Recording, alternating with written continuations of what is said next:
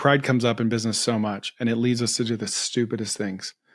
I see it all the time. Yeah, because people are irrational, man. People are irrational. They'll say stupid things. They'll be disrespectful. They'll demand things that don't make any sense.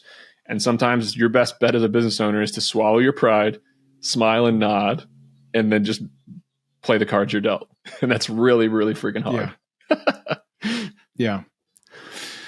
Well, what business ideas or opportunities are you too focused on what you're currently doing to launch that other people might take advantage of? Oh, okay.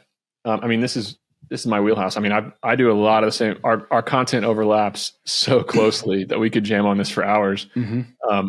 One of the most popular pieces of content that I've ever written is my 200 plus business ideas. Have you seen these? Mm-hmm. So it's now 500 plus business ideas, by the way, because I've been working on it for 7 years now. But if you're listening to this, you can go to sweatystartup.com/ideas and you can get a PDF of, let's just start reading. Lawn care.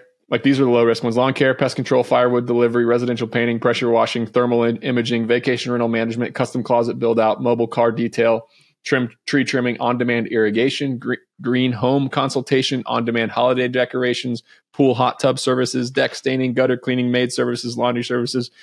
Keep on going down for 450 more ideas. And in my opinion, if you got no money, you got no job, you got no experience, you got no skills, you're not a computer programmer from Stanford, go clean something, man. There's a lot of shit that's dirty out there that you can clean, and you can make $50 an hour doing it. It's a great place to start. What do you think is the best way to get your first customer in a service business like that? I got my first 7,000 customers the same way without paying for any marketing.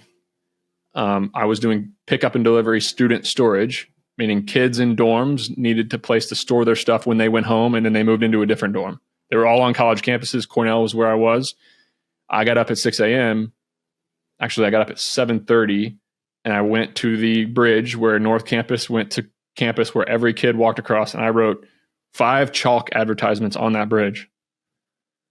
And then they woke up and they walked to their 8:40 class. They started walking there at 8, and from 8 to 8:40 every single day during finals week, we got 40 plus signups. The email inbox was just bang, bang, bang, bang, bang, bang, bang, bang, bang.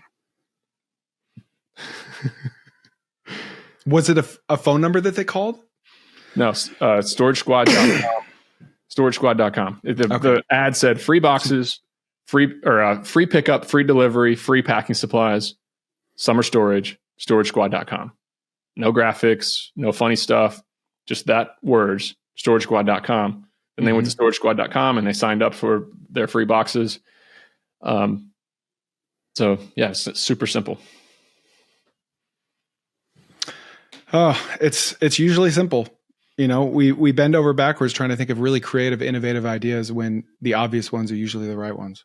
My brother runs a lawn care company, and bandit signs are his number one customer source. You know what a bandit sign is? Same for our tree trimming. Yeah. Yeah, it's those white signs or whatever color signs that have the little thin steel, and you jam them into the grass. Yep. That's how he gets the majority. Double-sided. They cost like $2 each. Yeah, if you order 500 of them, yeah, you're going to spend $1,000. It's awesome. Right. Yeah, we don't leave a house without leaving a bandit sign at our tree trimming business.